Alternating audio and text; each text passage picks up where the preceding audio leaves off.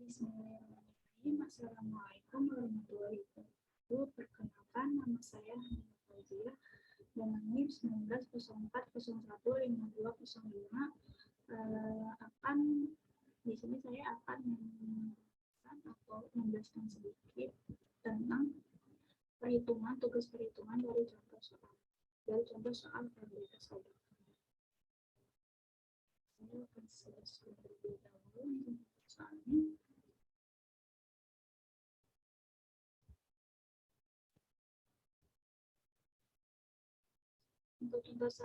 Untuk latihan soal yang pertama itu, ini ada data, sebuah data, di sini ada waktu atau jam, lalu ada konsentrasi glukosa yang tersisa dalam mol per liter dikali 10 min pangkat 2.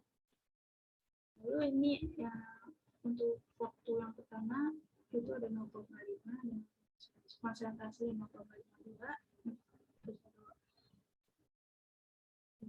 Waktu yang kedua atau 2 jam itu ada konsentrasinya dari 5,31. Lalu yang untuk waktu yang ketiga itu ada 5,18, yang keempat ada 5,2, jam ke-6 4,78, jam ke-8 4,52, jam ke-10 ada 4,31 dan yang ke-12 jam ada 4,11. Lalu untuk permasalahannya, berapakah order reaksi waktu paruh dan order reaksi spesifik pemulai? Dapatkah kita menentukan dengan pasti order reaksi dari data yang diberikan? Jawabannya bisa terdapat ya untuk menentukan order reaksi dari data yang ada, yaitu data yang benar. Itu caranya itu yang pertama di sini saya akan share screen.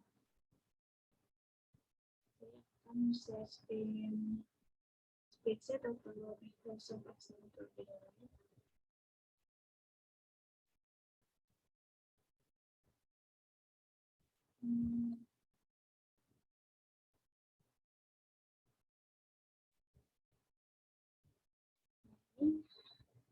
Di sini ada datanya tadi dimasukkan ke dalam format Excel atau spreadsheet. Lalu kita cari dulu ini berdasarkan rumus order 0, order 1, order 2. Ini order 0 rumusnya AP, order 1 rumusnya ln AP. Lalu untuk order 2 ada 1 per A. Mendapatkan nanti hasil sebetulnya dari data ini. Lalu untuk yang order 1 data akan misalkan data yang seperti ini. Lalu yang untuk order 2 dapatkan data yang seperti ini. Ini dengan menggunakan metode grafik ya. Jadi kita mengkonvert atau mengkonversi data yang ada itu dengan ke format grafik. Itu pertama untuk kita tentukan dulu data untuk order 1, order 0, order 1, order 0, order 1, dan order 2. Lalu syarat untuk menentukan order reaksi itu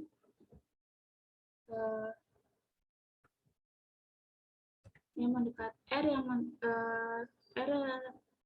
yaitu nilai R yang mendekati 1. Di sini kalau kita sudah mengkonversi datanya ke dalam bentuk grafik, di sini akan terlihat di sini. Untuk grafik order 0 begini.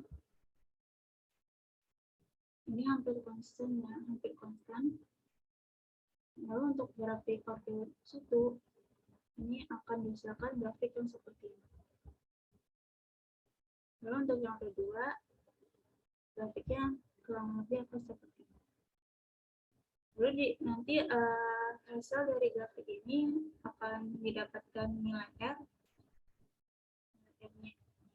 Lalu untuk nilai R yang order 1 itu 0,999, nilai R untuk order 0, selanjutnya nilai R untuk yang order 0, terus order 0 itu kita mendapatkan 0,999, lalu untuk yang order 1 itu kita mendapatkan nilai R-nya itu 0,987, lalu untuk yang kedua kita mendapatkan R-nya 0,977.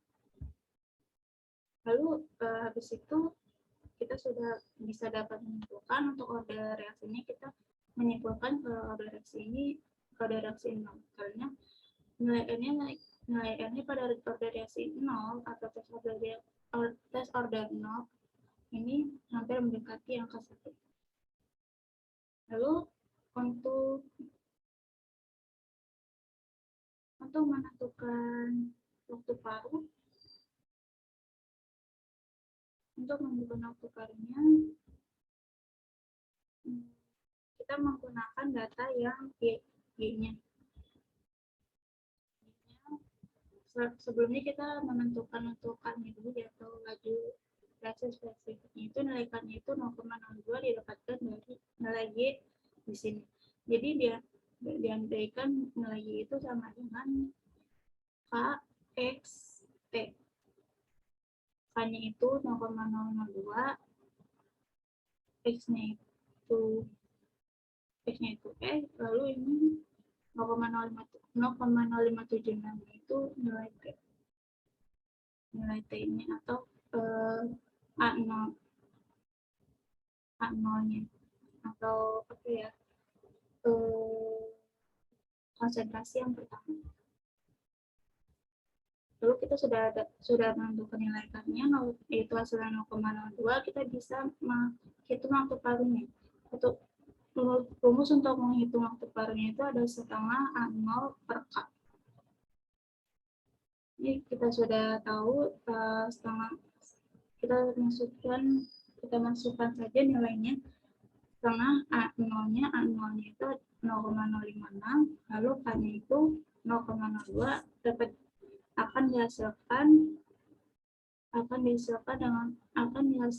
kalau kita tinggal atau kita hitung, jadinya hasilnya adalah 1,4 jam. Kita kembali ke untuk soal yang tadi.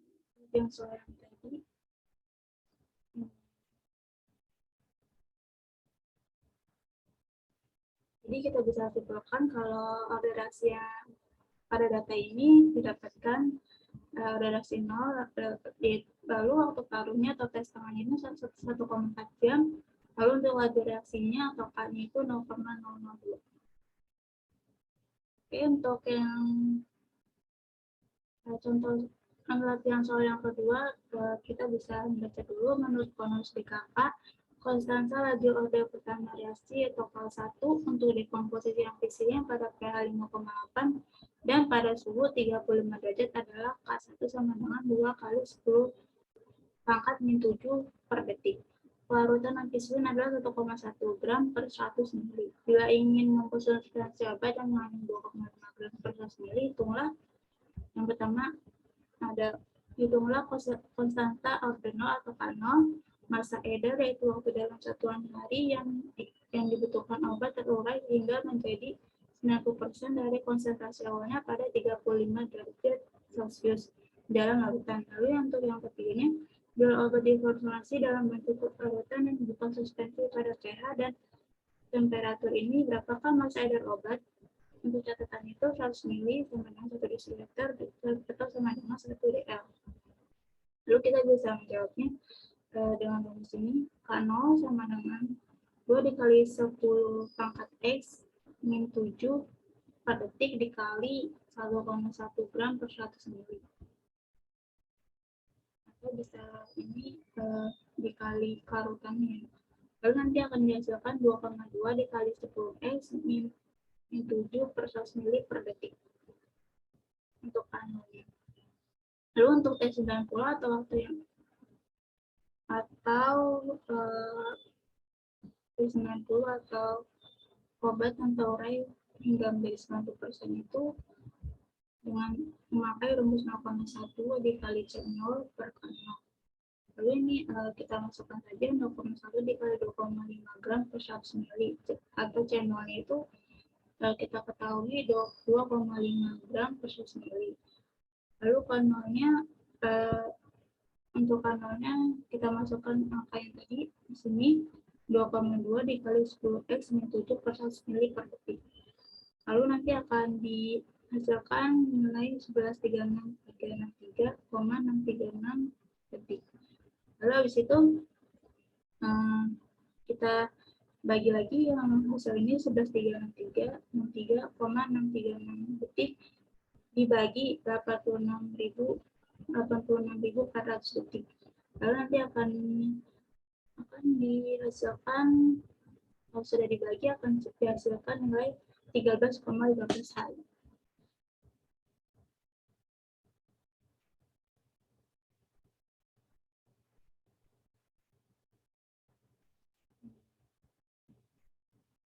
Lalu untuk yang C-nya itu ataupun konsentrasi larutannya itu kita memakai rumus ln CT sama dengan ln C0 dikurang KT. Lalu ln 90 sama dengan ln 100 dikurang K90. T90 ini kita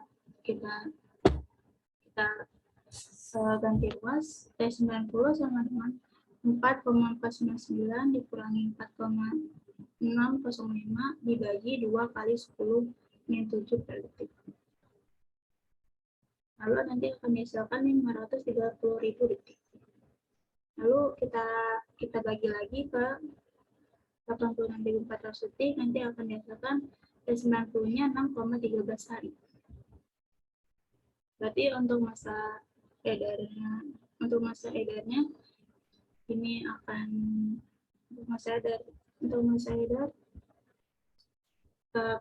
hingga obat urai menjadi 90% dari konsentrasi awal itu 13,15 hari. Lalu untuk